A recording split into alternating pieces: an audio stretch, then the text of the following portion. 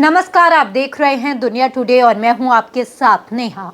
Middle east में महीनों से जारी तनाव के बीच अब कतर से आई एक खबर ने पूरी दुनिया का ध्यान अपनी ओर खींच लिया है। कतर की सबसे अहम गैस टर्मिनलों में से एक रास लाफान में भीषण धमाका हुआ है। इस धमाके में दर्जनों लोग घायल हुए हैं, जबकि 18 लोग अभी भी लापता बताए जा रहे हैं।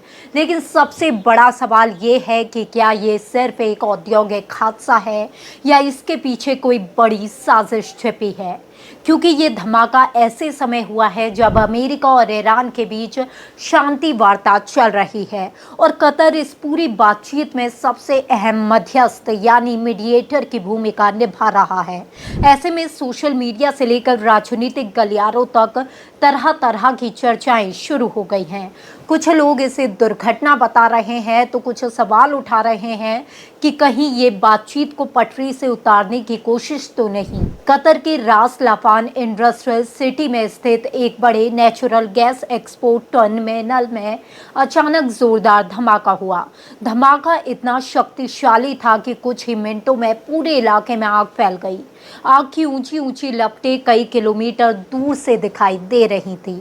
यह हादसा उस समय हुआ जब कर्मचारी लंबे समय से बंद पड़े टर्मिनल को दोबारा शुरू करने की कोशिश कर रहे थे। धमाके के बाद मौके पर अफरा तफरी मच गई और तुरंत राहत और बचाव अभियान शुरू करना पड़ा। कतर की सरकारी ऊर्जा कंपनी के मुताबिक ये विस्फोट बरजान गैस सप्लाई प्लांट में हुआ, जो देश की ऊर्जा व्यवस्था को एक बेहद महत्वपूर्ण हिस्सा माना जाता है। हादसे में 54 लोगों के घायल होने की पुष्टि हो गई है, जबकि 18 लोगों का कई घंटों तक कोई पता नहीं चल सका।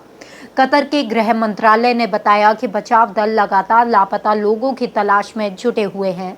पूरे इलाके को सुरक्षा घेरे में ले लिया गया है। लेकिन इस धमाके ने सिर्फ कतर को नहीं बल्कि पूरी दुनिया को चिंता में डाल दिया है। दरअसल कतर दुनिया के सबसे बड़े प्राकृतिक गैस उत्पादकों में शामिल है।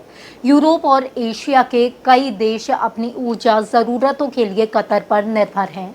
ऐसे में अगर इस हादसे का असर गैस उत्पाद और निर्यात पर पड़ता है तो इसका असर वैश्विक ऊर्जा बाजार तक दिखाई दे सकता है। अब सवाल उठता है कि आखिर ये धमाका हुआ कैसे। अधिकारियों के मुताबिक हाल के महीनों में ईरान और पश्चिमी देशों के बीच बड़े तनाव का असर कतर पर भी पड़ा था।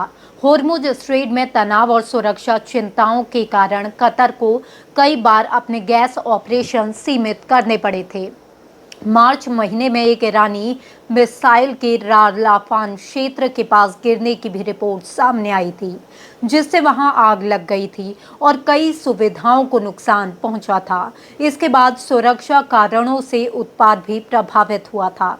हालांकि अमेरिका और ईरान के बीच हालिया बातचीत के बाद हालात में सुधार की उम्मीद दिखाई देने लगी थी। इसी वजह से कतर ने अपने बंद पड़े एक्सपोर्ट टर्मिनल को फिर से शुरू करने की प्रक्रिया शुरू की थी, लेकिन उसी दौरान ये बड़ा धमाका हो गया।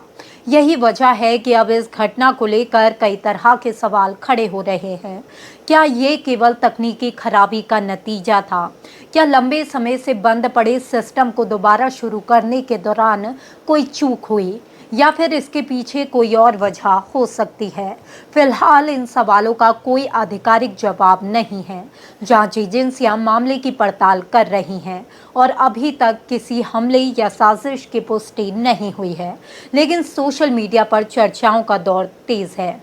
मिडिल ईस्ट में चल रही भू राजनीतिक खींचातान के बीच कतर में हुई इस धमाके ने कई सवाल खड़े कर दिए हैं। अमेरिका और ईरान की शांति वार्ता में कतर सबसे बड़ी मध्यस्थ भूमिका निभा रहा है।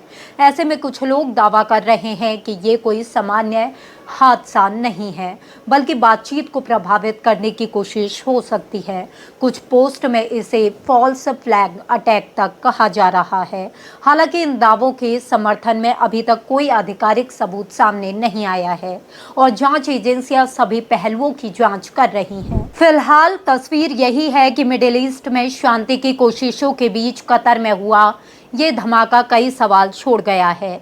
ये महज एक औद्योगिक हादसा था या इसके पीछे कोई बड़ा खेल छिपा है, इसका जवाब जांच पूरी होने के बाद ही सामने आएगा। लेकिन इतना ज़रूर है कि इस घटना ने एक बार फिर पूरे क्षेत्र की सुरक्षा और स्थिरता को लेकर नई चिंताएं खड़ी कर दी हैं। फिलहाल इस खबर में इतना ही। इस खबर को लेकर आपकी क्या राय है, हमें कमेंट में ज़रूर बताइए और ऐसी ही और खबरों को देखने के लिए देखते रहिए दुनिया टुडे। नमस्कार।